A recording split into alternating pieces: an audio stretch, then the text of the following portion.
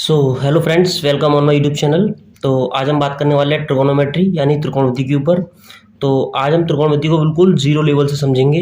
जिन्होंने कभी भी ट्रिगोनोमेट्री नहीं पढ़ी है, मैं बिल्कुल जीरो लेवल से स्टार्टिंग कर रहा हूँ कि ट्रिगोनोमेट्री क्या होती है और किस तरह से हम ट्रिगोनोमेट्री के क्वेश्चंस को सॉल्व करते हैं और क्या क्या इसके सूत्र होते हैं। ये सारी चीज़ें में वन बाई वन ये तमाम चीज़ें हम ट्रिगोनोमेट्री में अब सीखते हुए जाएंगे। तो चलिए स्टार्ट करते हैं। तो सबसे पहले मैं आपको बताता हूँ बेसिकली त्रिकोणमिति जो होती है वो होती क्या है, मैथमेटिक्स में इसका क्या रोल है। तो त्रिकोणमिति जो होती है वो गणित की वह शाखा है जिसमें त्रिभुज और त्रिभुजों से बनने वाले बहुभुजों का अध्ययन होता है। बेसिकली त्रिकोणमिति का अर्थ भी होता है त्रिभुजों का मापन, अर्थात जिसमें त्रिभुज की भुजाओं के मापन का अध्ययन होता है। ठीक है, गणित की वह शाखा इसमें त्रिभुज की भुजाओं के मापन का अध्ययन होता है, वो त्रिकोणमिति कहलाती है। और इसमें जो सबसे इंपॉर्टेंट त्रिभुज जो होता है, सबसे इंपॉर्टेंट ट्रायंगल जो होता है वो हमारा समकोण त्रिभुज होता है।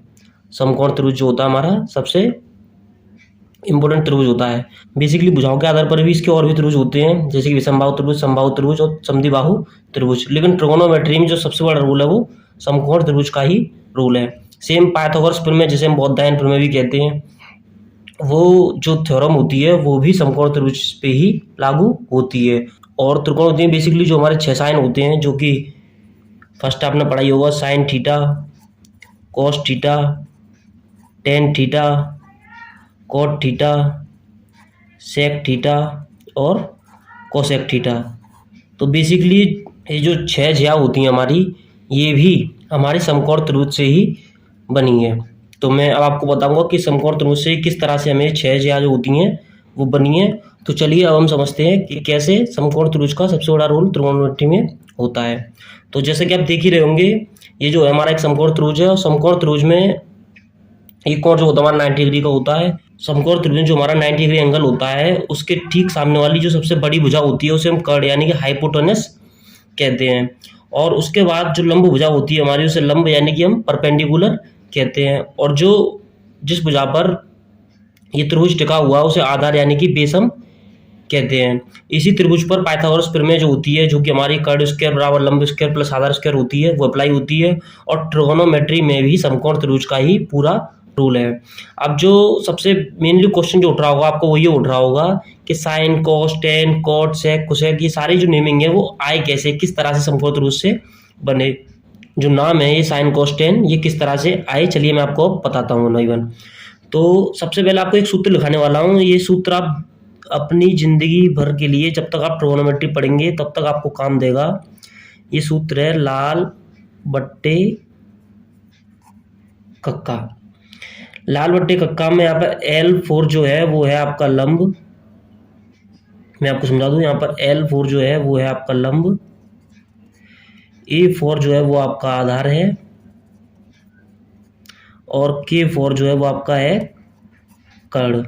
सूत्र है आपका लाल बट्टे कक्का। तो अब इस सूत्र का यूज क्या है नॉर्मली, तो मैं आपको समझाता हूँ। जो इसमें सबसे पहला जो लिखा हुआ है L/K, इसका मतलब होता है साइन। जो इसमें दूसरा लिखा हुआ है A/K, इसका मतलब होता है कॉस। और तीसरा जो लिखा हुआ है इसमें L/A, ये है इसका मतलब टेन। यानी कि मेनली मैं आपको अगर डिटेल में थोड़ा सा समझाऊं, ये L/K यानी कि लंब बट्टे कर्ण हो गया। तो लंब बट्टे कर्ण यानी कि अगर इसकी लंब भुजा और कर्ण भुजा का हम अनुपात कर दें, लंब बट्टे कर्ण यानी इन दोनों भुजा का अगर हम अनुपात करते हैं तो वो आपका बनेगा साइन थीटा। इस तरह से जब ये लंब भुजा और कर्ण भुजा का जो अनुपात है उसको नाम दिया गया था साइन थीटा, और यहीं से साइन थीटा निजात हुआ। उसके बाद अगर मैं आपको दूसरी चीज समझाऊंगा, अब ऐसे ही हम अगर आधार और कर्ण भुजा का अनुपात करते हैं, यानी कि ये भुजा और ये भुजा, आधार अपॉन कर्ण, अगर इन दोनों भुजा का अनुपात कर दें तो वो आपका बनेगा, वो होगा कॉस थीटा। सेम अगर मैं आपका लंब बट्टे आधार यानी कि लंब भुजा और आधार भुजा का अनुपात कर दूं, किस किस भुजा का, लंब भुजा और आधार भुजा का अनुपात कर दूं, तो वो आपका बनेगा टेन थीटा। और उसी तरीके से ये साइन थीटा होता है लंब बट्टे कर्ण, और उसी तरीके से कॉस थीटा होता है आधार बट्टे कर्ण, और उसी तरीके से टेन थीटा होता है लंब बट्टे आधार, साइन कॉस टेन, उसके बाद ये उल्टे और चलते हैं, इन्हें कहते हैं इसको कॉट, इसको कहते हैं हम सेक और इसको कहते हैं हम कोसेक। ठीक है, थीटा जो होता है वो एक ग्रीक वर्ड का साइन है जो लिया गया है, बेसिकली एक तरीके से हम कह सकते हैं इनका सरनेम, बाई सरनेम जो होता है हम इसे यूज कर लेते हैं। जरूरी नहीं है कि हर क्वेश्चन में आपके लिए थीटा ही दिया हो, साइन ए भी हो सकता है, साइन बी हो सकता है, साइन एक्स भी हो सकता है, ठीक है, साइन एम भी हो सकता है, थीटा भी हो सकता है, फाई भी हो सकता है, गामा भी हो सकता है।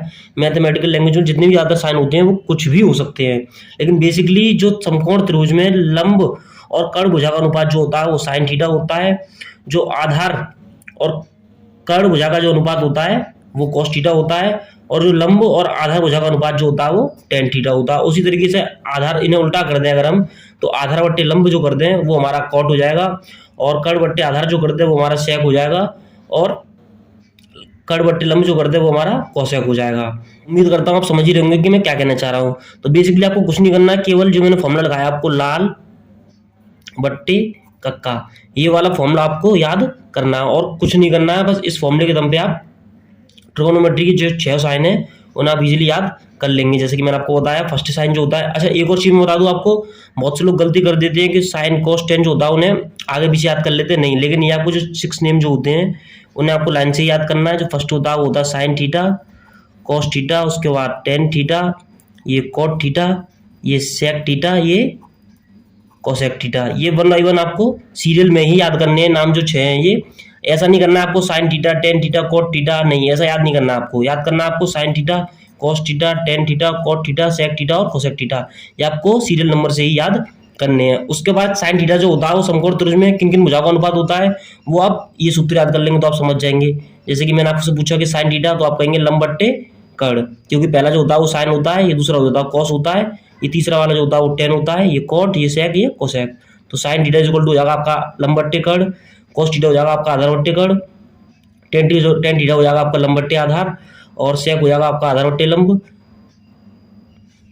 सॉरी, जो कॉट हो जाएगा आपका वो हो जाएगा आधार बट्टे लंब, और जो सेक हो जाएगा वो कर्ण बट्टे आधार, और जो कोसेक हो जाएगा वो कर्ण बट्टे लंब। इस तरह से आपके जो 6 साइन है उनका ये भुजाओं के तौर पर जो वैल्यू होता है वो निकल आएगा। तो बेसिकली आप समझ चुके होंगे कि समकोण त्रिभुज में किस तरह से भुजाओं का यूज करके ये जो 6 नाम है ये निजात हुए। इसी के आधार पर कुछ सूत्र हैं जिनको हम पढ़ लेते हैं, जो कि हमारी बेसिक जो ट्रिगोनोमेट्री स्टार्टिंग होती है वो हमारे लिए नॉर्मली काम देंगे। तो बेसिकली आप स्क्रीन पर देख रहे होंगे ये जो कुछ सूत्र जो मैंने लिखे हुए हैं, कि मैं आपको बता ही चुका हूँ कि sign, cos, ten, cot, sec, cosec जो है किस तरह से समकोण त्रिभुज के भुजाओं के अनुपात के द्वारा हमें मिले। और उसके लिए मैंने आपको एक सूत्र लिखा है जो कि लिखा है मैंने लाल बट्टे कक्का। जैसे कि इसमें मैंने आपको, आप कोई भी किसी भी जहाँ की आप इस वैल्यू पूछे जैसे आपसे पूछ ले कि टेन थीटा, तो टेन थीटा और हो जाएगा लंब बट्टे आधार, वो आप लाल बट्टे कक्का ये सूत्र होता है, इससे याद कर लेंगे। जो कि इसमें फर्स्ट जो होता है वो साइन, ये दूसरा जो कॉस, ये तीसरा वाला जो होता है वो टेन, ये कॉट, ये सेक, ये कोसेक। जैसे किसी ने आपसे पूछा कॉट थीटा, तो कॉट आ जाएगा यहाँ पर यानी कि आधार बट्टे लंब। किसी ने आपसे पूछा कॉस थीटा हो जाएगा सेकंड नंबर पर यानी कि आधार बट्टे कर्ण। तो इस तरह से आप किसी भी जी की वैल्यू इजीली बता सकते हैं।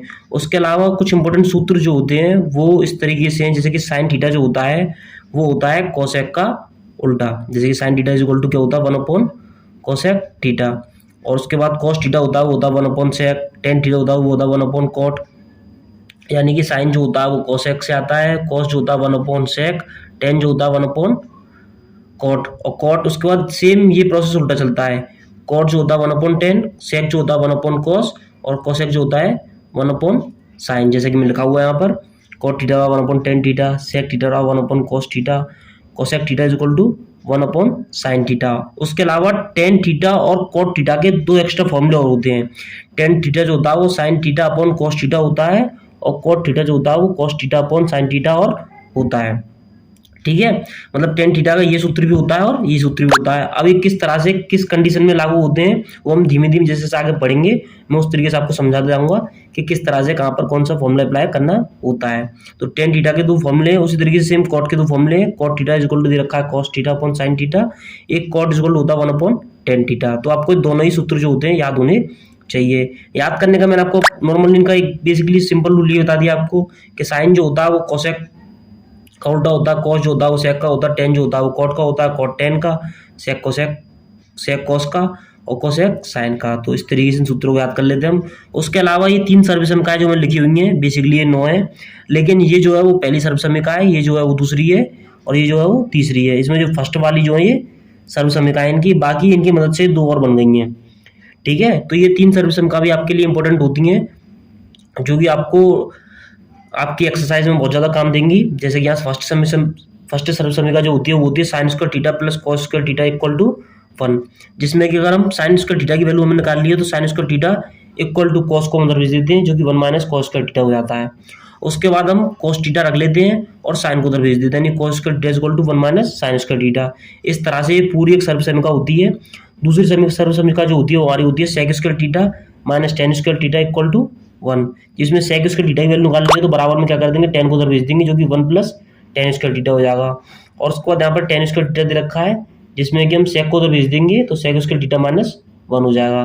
सेम कॉसेक स्क्वायर थीटा, ये माइनस नहीं है ना ये माइनस है, आप इसे माइनस में समझिएगा। ये मैंने समझाया कि मेनली जो 3 सर्वसमीका होती हैं वो ये होती हैं, माइनस का साइन नहीं है ये। उसके बाद जो होती है cosec square theta minus cot square theta बराबर 1 होता है। ये मैं हटा दे रहा हूँ, बेकार में आप कन्फ्यूज हो। तो cosec square theta minus cot square theta 1 होता है, जिसमें कि कोसेक का वैल्यू निकालना हो हमें, तो हम क्या करेंगे, कॉट को उधर भेज देंगे, जो कि माइनस उधर जाकर प्लस हो जाएगा, तो 1 प्लस कॉट स्क्वायर थीटा। उसके बाद कॉट स्क्वायर थीटा बराबर होता है कोसेक स्क्वायर थीटा माइनस 1। और इस तरह से जो होती है हमारी सर्वसमीका कंप्लीट हो जाती हैं। तो बेसिकली ये जो फॉर्मूले आपको याद करने होंगे, ये मैं आपको स्टार्टिंग से ही समझा रहा हूँ। जिन्होंने कुछ नहीं पढ़ा है तो मैंने आपको नॉर्मल ट्रिग्नोमेट्री, तो मैंने आपको जिन्होंने कुछ नहीं पढ़ा है, जो त्रिकोणमिति के बारे में कुछ नहीं जानते हैं, तो उनको मैंने बताया कि त्रिकोणमिति का मतलब क्या है। उसके बाद मैंने बताया आपको sine cos tan cot sec cosec किस तरह से समकोण त्रिभुज की भुजाओं के अनुपात से आए। और उसके बाद मैं आपको इसके कुछ इंपॉर्टेंट सूत्र जो होते हैं, जो शुरुआती बेस पे आपको याद होने चाहिए, मैं उन्हें बता रहा हूँ। उसके अलावा 0 से लेकर 90 तक की सारी और होती है, वो भी आपको याद होनी चाहिए। इस कुछ सूत्र जो आपको त्रिकोणमिति में याद करने होंगे। अब इसके बाद मैं बताता हूँ जो नॉर्मली मैंने लिखा है, ये लाल बट्टे कक्का सूत्र और ये लंब बट्टे कड़ आधार बट्टे कड़, इसका मेनली किस तरह से क्वेश्चन बनते हैं और किस तरह से इसका यूज होता है, और बाकी इन सूत्रों का भी यूज मैं आपको वन बाय वन क्लियर करता जाऊंगा।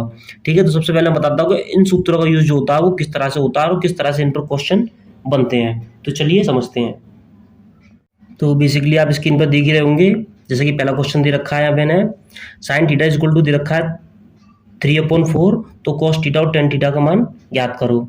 तो अब इस कंडीशन में हम किस तरह से कॉस थीटा और टेन थीटा की वैल्यू निकालेंगे, वहाँ पर मैंने आपको एक सूत्र लिखाया था। सबसे पहले जो सूत्र था वो लाल बट्टे कक्का, जो आपको याद होगा, मैंने अभी आपको सूत्र बताया था। तो हमें पता है कि साइन थीटा जो भुजा होती है वो समकोण त्रिभुज में लंब बट्टे कड़ होती है। तो यहाँ पर एक नॉर्मली हम समकोण त्रिभुज बना लेंगे। एक समकोण त्रिभुज बना लिया, जिसमें कि साइन थीटा क्या होता है, जिसमें कि साइन थीटा और क्या होता है, लंब बट्टे कड़। तो लंब भुजा जो दे रखी है वो 3 दे रखी है और कड़ भुजा दे रखी है वो 4 दे रखी है। तो हमें आधार भुजा जो है वो ज्ञात कर लेनी है। तो बेसिकली मैं इनको नाम दे रहा हूँ, मैं इसको नाम ए दे रहा हूँ, इसको नाम बी दे रहा हूँ और मैं ये नाम सी दे रहा हूँ। अब उसके बाद हम यहाँ पर दे रखा है ए, ये दे रखा है बी और ये दे रखा है सी। तो साइन थीटा इक्वल टू जो होता है वो 3/4 है। तो कॉस थीटा का मान हमें, कॉस थीटा और टेन थीटा का मान हमें ज्ञात करना है। तो लाल बट्टे कक्का के सूत्र के आधार पर हमने इन वैल्यूओं की हमने इन भुजाओं का मान जो रख दिया। हमें आधार भुजा ज्ञात करनी है। आधार भुजा ज्ञात करने के बाद जब ये तीनों भुजाओं का मान हमें ज्ञात हो जाएगा तो हम कॉस थीटा और टेन थीटा का मान इजीली बता देंगे। तो उसके लिए सबसे पहले यहाँ पर क्या अप्लाई करेंगे, हम पाइथागोरस थ्योरम अप्लाई करेंगे। जिन्होंने मेरी अभी पाइथागोरस थ्योरम वाली वीडियो नहीं देखी है, वो मेरी वीडियो के डिस्क्रिप्शन में जाएं, वहाँ से आपको पाइथागोरस थ्योरम वाला लिंक मिल जाएगा। कहते हैं किस तरह से पाइथागोरस थ्योरम जो होती है उसे सॉल्व करते हैं और किस तरह से उस पर क्वेश्चन बनते हैं, वो मैंने यहाँ पे बिल्कुल डिटेल से समझाया है। बाकी मैं डायरेक्ट आपको एक और समझा देता हूँ। पाइथागोरस थ्योरम जो होती है वो हमारी, मैं लिख देता हूँ यहाँ पर,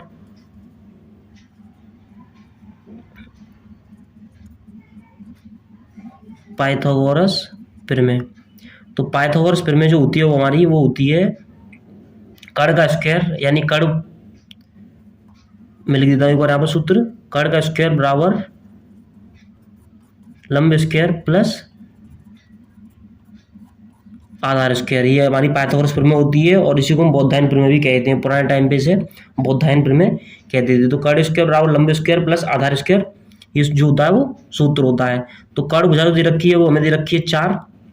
बेसिकली आप देख ही रहे होंगे कि ये जो भुजा हमारी कर्ण होती है, तो कर्ण जो दे रखा हमें 4 दे रखा है, तो यहाँ पर हम लिख देंगे 4 का स्क्वायर बराबर लंब, यानी कि लंब भुजा दे रखी है हमें 3 दे रखी है, तो यहाँ लिख देंगे हम 3 का स्क्वायर प्लस आधार भुजा जो हमें ज्ञात कर लेना है, तो आधार भुजा को हम नॉर्मल लिख देंगे BC का स्क्वायर। उसके बाद 4 का वर्ग जो होता है वो होता है 16, बराबर साइन लगा देंगे 3 का स्क्वायर यानी कि 9 प्लस BC स्क्वायर।